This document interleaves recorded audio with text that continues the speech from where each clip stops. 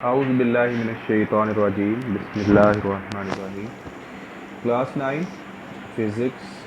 आज हमारा जो टॉपिक है वो है law of gravitation and Newton's third law of motion, इनका आपस में रिलेशन। लास्ट लेक्चर में हमने चैप्टर नंबर 5 शुरू किया और उसमें हमने ग्रेविटी के बारे में मेन देखा कि ग्रेविटी के बारे में पता कैसे चला, और फिर उन सारी चीज़ों को देखते हुए ऑब्ज़र्व करने के बाद हमने एक लॉ बनाया जिसको लॉ ऑफ ग्रेविटेशन कहते हैं।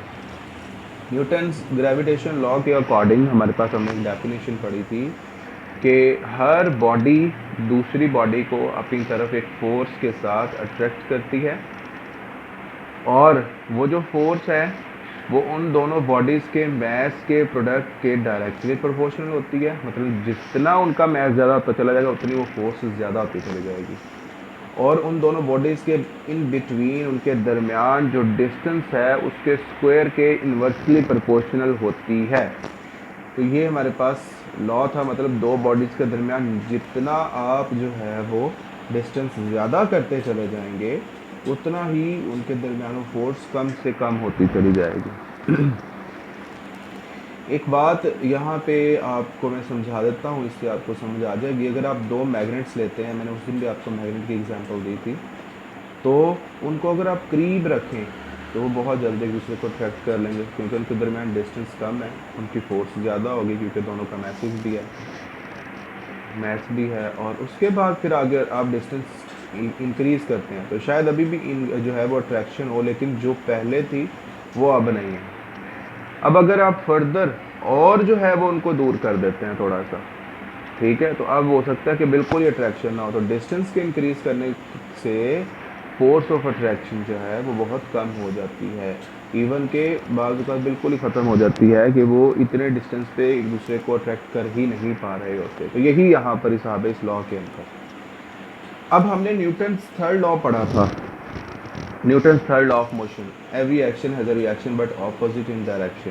ठीक है, कि हर एक्शन का एक रिएक्शन होता है। इसमें हमने बहुत सी एग्जांपल्स देखी थी कि अगर हम बॉल को हिट करते हैं दीवार के साथ तो ये हमारा एक्शन है। अब बॉल टकरा कर दीवार से वापस हमारी तरफ आती है, ये आपके पास क्या है, ये रिएक्शन है, बॉल का रिएक्शन। ठीक है, अब या बॉल का रिएक्शन आप कोई भी कह सकते हैं।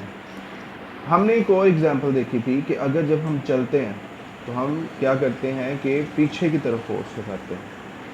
अब ये पीछे की तरफ हमारा जो फोर्स लगाना है अर्थ के ऊपर, तो ये हमारा एक्शन है।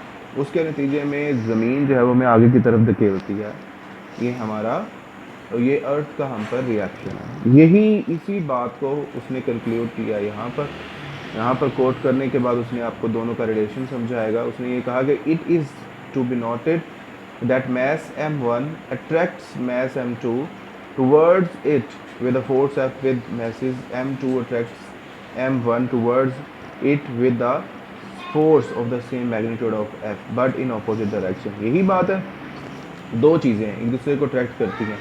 जितनी फोर्स के साथ m1 m2 को जो है वो अट्रैक्ट करेगा, उतनी ही फोर्स के साथ m2 जो है वो m1 को अट्रैक्ट करेगा।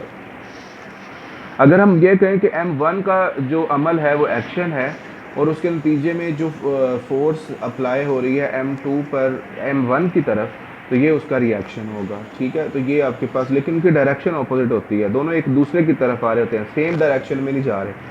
ठीक है, तो if the force of acting, if the force acting on m1 is considered as action, then the force acting on m2 will be the reaction. The action and reaction due to force of gravitation are equal in magnitude but opposite in direction. This is inconsistent with Newton's third law of motion, which states to every action there is always an equal but opposite reaction. ठीक है जी, यही बात मैंने आपको यहाँ पर समझाई है। नेक्स्ट यहाँ पर आपके पास जो ये टॉपिक है ग्रेविटेशनल फील्ड। अब ग्रेविटेशनल फील्ड के बारे में पहले आप देख लें। आप एक ग्राउंड में खड़े हैं, बिल्कुल मिड में, तो क्रिकेट ग्राउंड की बात कर लेता हूँ, बहुत से लोग क्रिकेट जो है वो देख रहे होते हैं, तो उसके इर्द गिर्द जहाँ तक उसकी बाउंड्री है, यानी जहाँ तक वो उनका प्लेइंग एरिया है, वो उसका फील्ड कहलाता है। ठीक है, उस बाउंड्री से हम जैसे ही बाहर निकलेंगे हम आउट ऑफ फील्ड हो जाएंगे। ठीक है, फील्ड वो एरिया होता है जहाँ तक आपकी इजीली अप्रोच रहती है और जहाँ पर आप जो है वो अपनी तमाम जो क्वालिटीज़ हैं उनको अप्लाई कर सकते हैं। आपको एक एरिया दे दिया जाता है कि ये हिस्सा है आपके पास। ठीक है, तो जैसा कि आपको आप क्रिकेट में देखें, अगर आप हिट करते हैं और बाउंड्री से बाहर चल जाती तो हम कहते हैं 6 आउट ऑफ फील्ड हो गया। तो यही एग्जाम्पल अगर आप अपने जहन में ले लें कि एक मैग्नेट है। मैग्नेट से इसलिए क्योंकि आप बहुत से लोग जो है वो मैग्नेट्स आप लोगों ने देखे होते हैं और जो है उनसे आप खेलते रहते हैं, तो इसलिए आपको उससे काफ़ी अंदाज़ा हो जाएगा। जब आप कोई भी मैग्नेट जो है वो एक खाली जगह पर रखते हैं तो वो फोर्स किसी एक डायरेक्शन में नहीं लगा रहा होता, उसकी फोर्स चारों तरफ होती है, ऑल अराउंड होती है। अब आप किसी भी तरफ से जो है वो अगर कोई भी मेटल की चीज़ कोई भी दूसरा मैग्नेट लेके आओगे तो वो एक दूसरे को अट्रैक्ट या रिपेल करेंगे। ठीक है, ये दोनों बातें हो सकती हैं।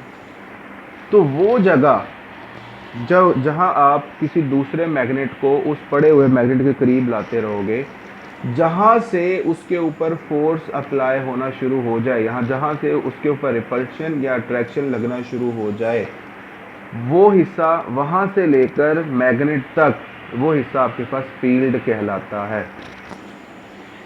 तो इसी तरह अर्थ के ऊपर होता है कि जैसे जैसे हम हाइट की तरफ चले जाते हैं तो हमारे पास क्या होता है कि ये ग्रेविटेशनल जो फोर्स है ये कम होती चली जाती है।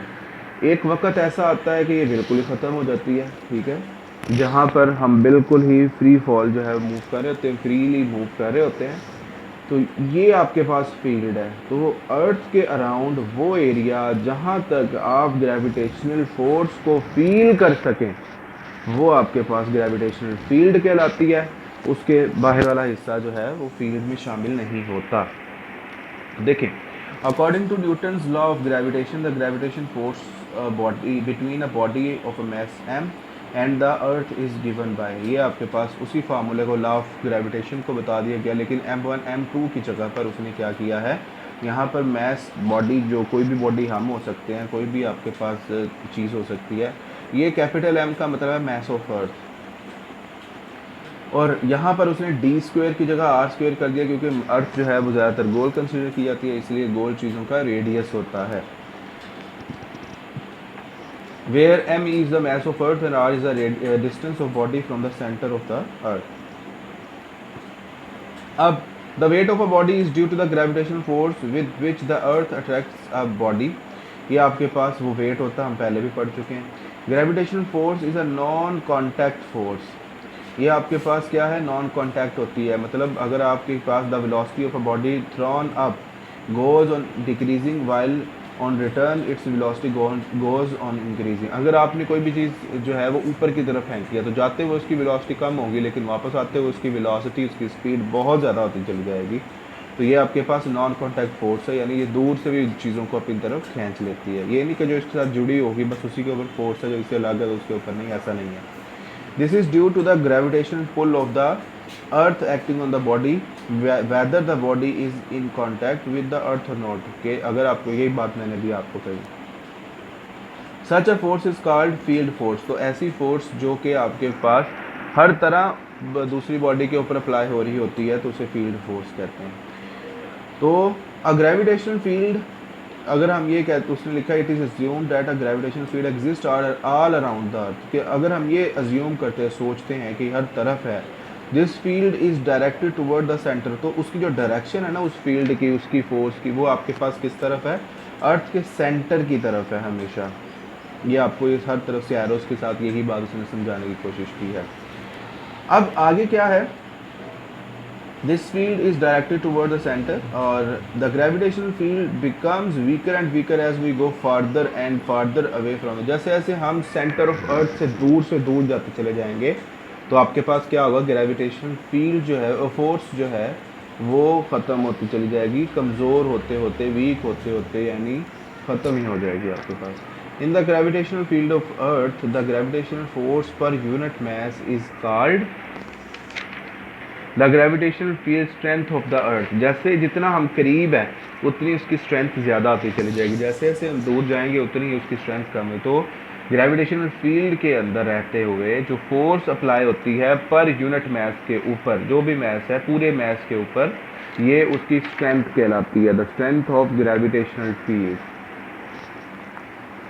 On the earth at any place its value is equal to the value of g at that point. तो किसी भी जगह पर उसकी जो वैल्यू है जी है, और जी आपको पता है कि हम क्या करते हैं, near the surface of the earth the gravitational field strength is 10 Newton पर किलोग्राम। ठीक है, इससे पहले अगर आपको याद हो तो हम ग्रेविटेशनल एक्सेलरेशन अप्रोक्सीमेट 10 ले चुके हैं, तो ये तकरीब ये स्ट्रेंथ भी देखेंगे उसी से रेलिवेंट है कि ये स्ट्रेंथ आपके पास 10 न्यूटन पर किलोग्राम होती है। ठीक है बच्चों।